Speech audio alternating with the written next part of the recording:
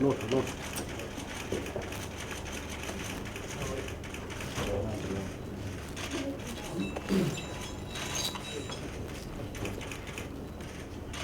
السلام عليكم جميعا. نرحب اولا بمعالي وزير الخارجية البريطاني الذي زار طرابلس هذا الصباح، وكان له لقاء اكثر من بناء وايجابي مع السيد رئيس المجلس الرئاسي لحكومة الوفاق الوطني واعضاء المجلس الرئاسي. تطرقنا في اجتماع اليوم لعدة مواضيع. نحن في طور تشكيل معادلة علاقة التعاون والعمل المشترك بين ليبيا بعد التوافق السياسي والمجتمع الدولي. نحن ننظر إلى هذه الزيارة أن رسالة أخرى من المجتمع الدولي والاتحاد الأوروبي والمملكة المتحدة تحديدا، رسالة دعم سياسي لحكومة التوافق الوطني. طرقنا النقاش في أكثر من موضوع. سنترك المجال للسيد وزير الخارجية للحديث قليلا ثم نفتح باب الأسئلة إن شاء الله.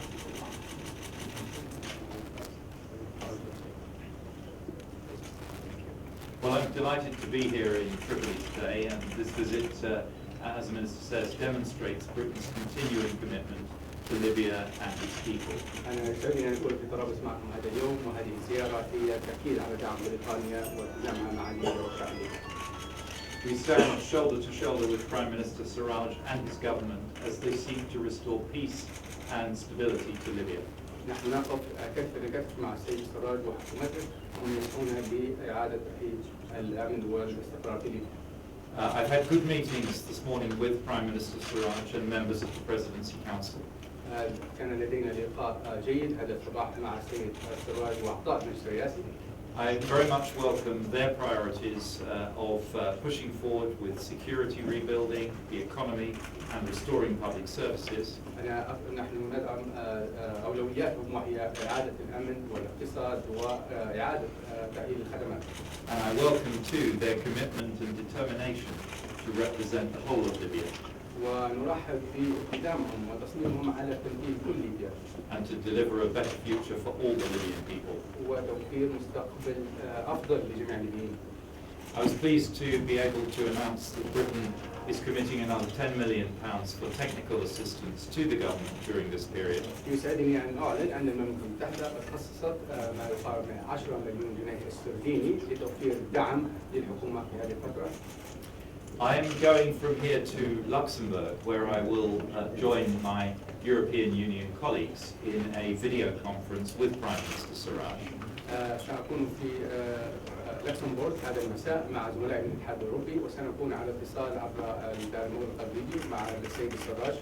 And we will consider this evening, after that video conference, how we in Europe can continue to get behind the new government and its priorities. وسننظر خلال هذا اللقاء هذا المساء في كيفية مواصلة دعم والوقوف مع الحكومة ومساعدتها. Clearly, the two key priorities in Libya for the Libyan people are security and economic recovery. واضح جدا أن العنصرين الأساسيين الليبيين في هذه المرحلة هو الأمن وتطوير الاقتصادي أو إنقاذ الاقتصاد. On security, the agenda must clearly be defined and owned by Libyans. في مجال الأمن لابد من يكون جدول أعمال محدد ويملكه الليبيون.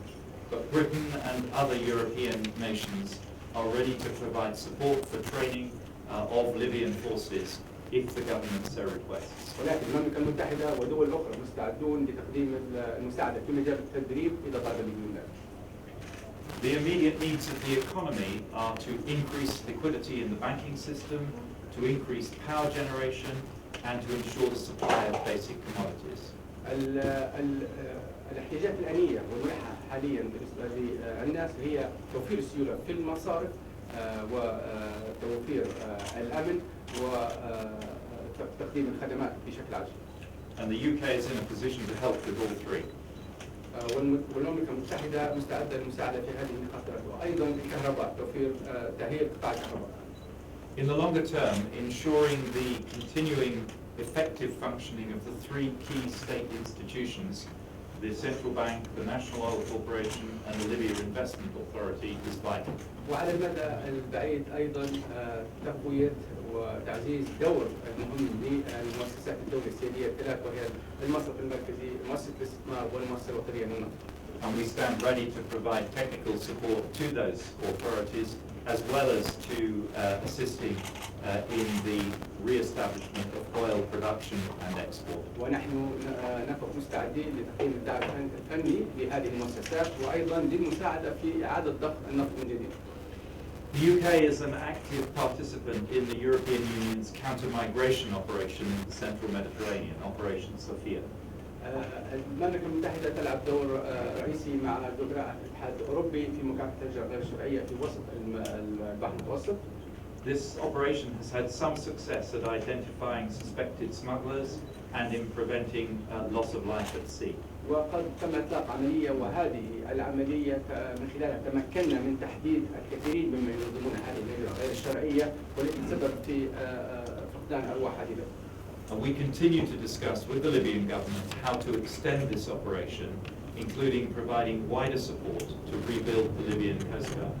سننظر مع الحكومة الليبية في كيفية تمديد هذه العملية وهذه المهمة وأيضا كجزء منها المساعدة في بناء الخفر السواحلي.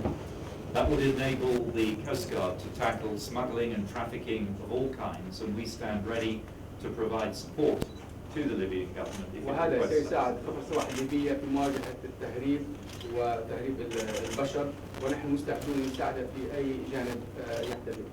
Let me express my gratitude once again to the Prime Minister and the Presidential Council for taking the time to meet me today. دعوني أكرر امتناني العميق لرئيس الوزراء وأعضاء المجلس الرئاسي لإتاحة الوقت لاستقبال اليوم. And I look forward to continuing to work with the Libyan government and to the early reopening of our embassy in Tripoli as soon as conditions allow. وأنظر إلى العمل في المستقبل مع الحكومة الليبية ونتطلع لفتح أبواب سفارتنا في طرابلس حالما تسمح الظروف بذلك. Thank you. شكرا. شكرا جزيلا معالي وزير الخارجية. إضافة لما قال معالي وزير الخارجية فيما يتعلق بالمجالات المختلفة تطرقنا لبعض الجوانب التي ممكن أن تلعب فيها بريطانيا كدولة لها تأثير في المجتمع الدولي ومجلس الأمن وهي المسؤولة في مجلس الأمن تتعلق بجوانب حل الإشكالات الإنسانية تحديدا الإغاثية فيما يتعلق بالأرصدة الليبية المجمدة في الخارج.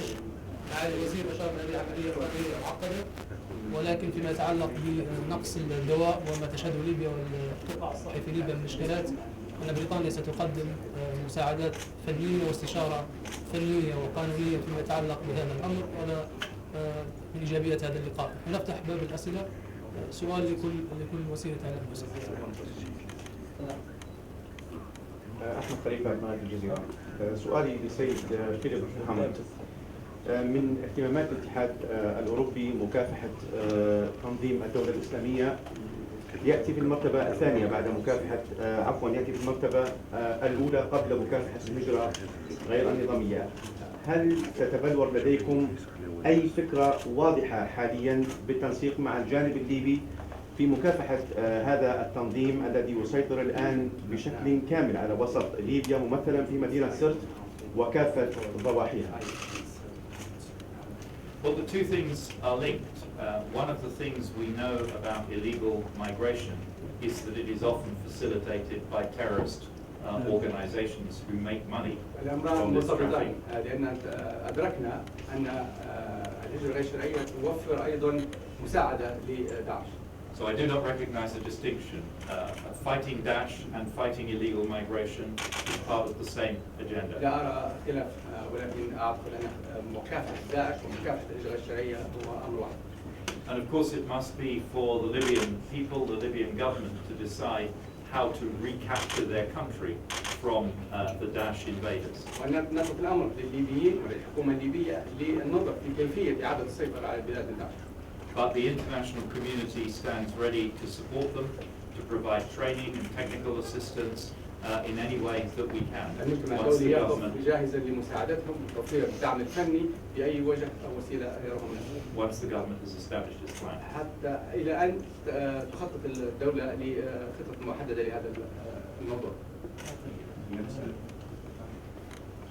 Jeremy Bowen from the BBC, and if you could answer in English for our viewers around the world, it would be fabulous. Could you tell me why you believe this attempt to form a central government will be more successful than the other attempts since 2011? We spent 2 years in the Libyan political dialogue that started in 2014. I think it's the time now to pick the fruit of this long process. All Libyans participated in this process, and from the very beginning of the process of the Libyan dialogue, it was clear to everyone that the location of this government in Tripoli, where the institutions of the sovereign institutions of the country, and the capital of Libya, Tripoli, and this symbolic is very important to all Libyans. And from political point of view, we as a government, we look and we deal with all Libyans. The approach we are following at the moment is inclusiveness, having everyone, talking to people in the east, talking to people in the south, in the west, of course. We have our parliament, which is going to be in Benghazi. We have this government is going to be in Tripoli, and it's in Tripoli at the moment. And this is a sign of unity to all the world. What about the militias? We're basically dealing and talking to them. They understand very well that this political dialogue and this Libyan political agreement stated clearly that they will be dealt with in a positive way. They will join the military institution, they will join the police, they will have to decide whether to join the army, whether to join the police, whether to be in the normal civil life. It's up to them basically. We're talking to everyone. We're not marginalize any one of them. What if they don't want to? Well, 3 questions? Okay, go ahead. Sorry. سؤالي للسيد ابراهيم خيال قناه الرائد. كانت لبريطانيا تجربه فيما سبق في تدريب الجيش والشرطه عدد من افراد الجيش والشرطه، والكل يعرف بان هذه التجربه لم تنجح ان صح التعبير على الاقل على الارض. ما الذي سيختلف اذا ما تبنت بريطانيا تدريب الجيش والشرطه مره اخرى؟ Well, I think the circumstances here in Libya have changed. I think the Libyan people are now tired, weary of fighting each other and looking to build a future for this country. الامور اختلفت هنا، البيئه اختلفت في ليبيا، الناس قلقوا وتعبوا من الانفتاح.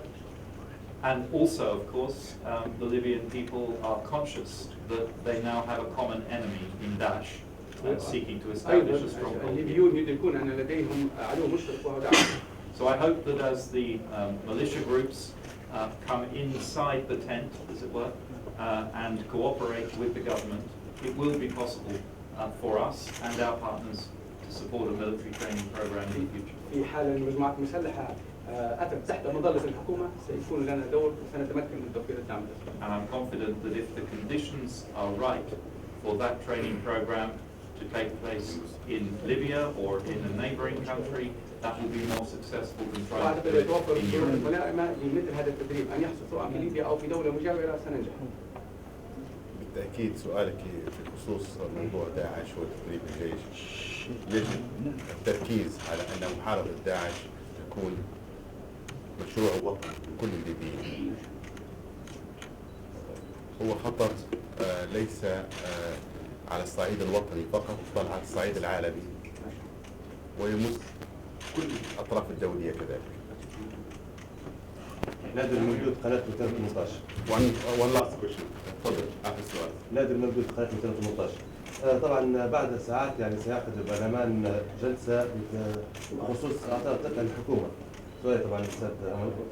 في حالة يعني عدم إعطاء الثقة والفشل يعني كيف يتعامل المجتمع الدولي والمملكة المتحدة يعني سيستمر بالتعاطي مع الحكومة خاصة يعني بظل الدعم كما قلت يعني حتى قبل قليل أن هناك يعني أموال سيرت لحكومة الوفاق. كيف سيتم التعامل مع هذا؟ Well, we're dealing with the government already. We recognise the government and we're working with the government. نحن ندعم الحكومه ونعمل بها.